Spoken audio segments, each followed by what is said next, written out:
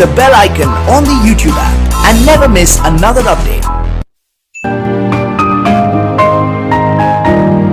भारत के पूर्व राष्ट्रपति प्रणब मुखर्जी का निधन हो गया है।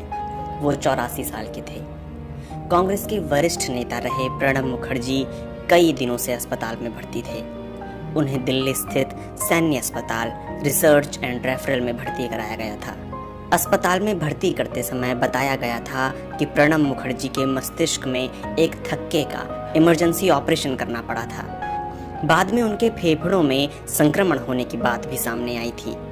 इसके साथ ही वो कोरोना वायरस से भी संक्रमित हुए थे, जिसकी जानकारी खुद प्रणब मुखर्जी ने दी थी। प्रणब मुखर्जी साल 2012 से 2017 तक भारत के राष्ट्रपति रहे। उन्हें भारत रत्न से भी नवाजा जा चुका है।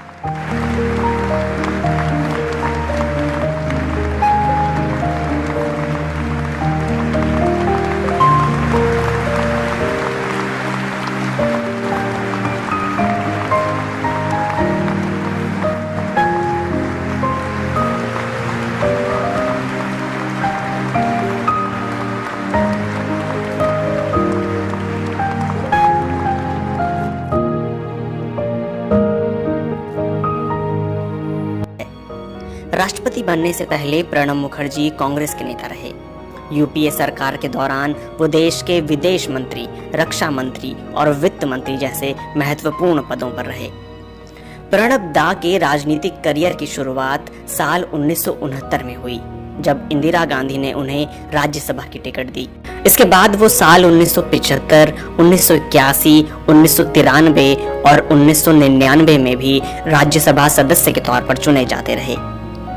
उन्हें मनमोहन सरकार के दौरान अमेरिका के साथ हुई परमाणु संधि में अहम भूमिका निभाने के लिए जाना जाता है।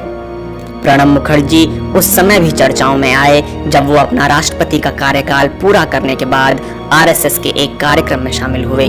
उस समय कई कांग्रेसी नेताओं ने इसका विरोध किया था।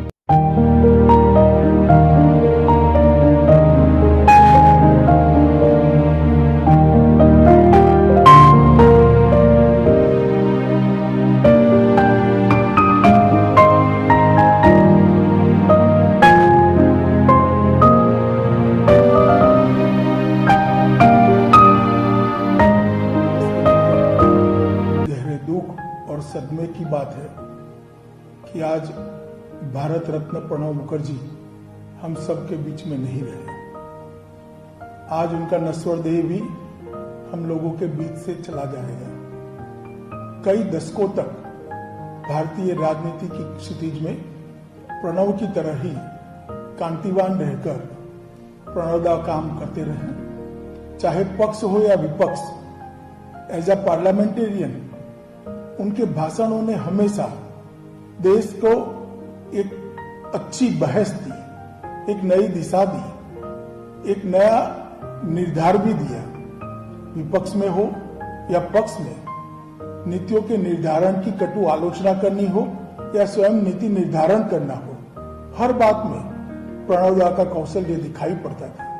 इतने लंबे सुदीर्घ कैरियर के अंदर वित्त, विदेश, रक्षा, कॉमर्स, कई सारे मंत्रालयों पर प्रणब दा की अमिट छाप हम देख सकते हैं। और एक भी क्षति करे बगैर सार्वजनिक जीवन में इतना लंबा कंट्रीब्यूशन करना शायद अपने आप में एक बहुत बड़ी उपलब्धि थी प्रणब दा की। सबको साथ रखने की कला उनको महारत थी। जब सत्ता में थे तो विपक्ष के लोगों के साथ तालमेल बिठाने में हमेशा वो काम करते रहे। जब विपक्ष में रहे तो एक रचनात्मक विपक्ष की भूमिका निभाने में भी कभी पीछे नहीं हटे। कांग्रेस को अपने सेवा का माध्यम बनाते हुए प्रणब दा ने एक लंबे समय तक भारतीय राजनीति को कंट्रीब्यूट किया, समृद्ध किया, एक अच्छा दिशा दर्शन किया। ये राजनीति में आने वाले हर युवा के लिए प्रेरणादायी रहेगा, ऐसा मुझे लगता है। और जब वो भारत के राष्ट्रपति बने तो राष्ट्रपति पद की गरिमा को भी बढ़ाने में कोई कसर नहीं छोड़ी। राष्ट्रपति भवन को आम आदमी के लिए खोलना ये उनका बहुत बड़ा फैसला था और उन्होंने राष्ट्रपति पद पर रहते हुए भी देश और विदेश सभी जगह अपनी विद्वता, अपना अभ्यासु स्वभाव और इतिहास और अंतर्राष्ट्रीय मामलों के अपने ज्ञान को उजागर करते हुए देश का सम्मान हमेशा बढ़ाया है। प्रभु प्रणवदा के आत्मा को शांति दे, उनके परिजनों को ये विकट दुख सहन करने की शक्ति दे, यही प्रभु प्रार्थना कर कर मेरी बात को समाप्त करता हूँ। ओम शांति शांति।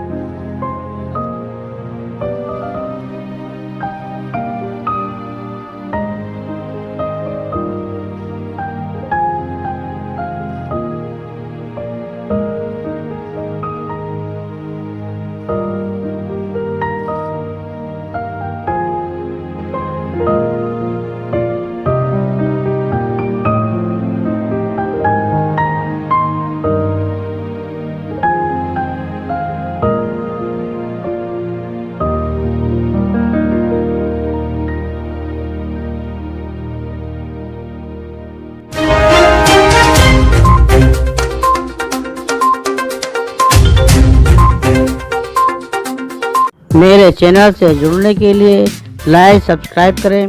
नए खबरों को पाने के लिए बेल आइकन दबाना ना भूलें। किसी भी कवरेज विज्ञापन के लिए मेरे दिए गए नंबर पर संपर्क करें।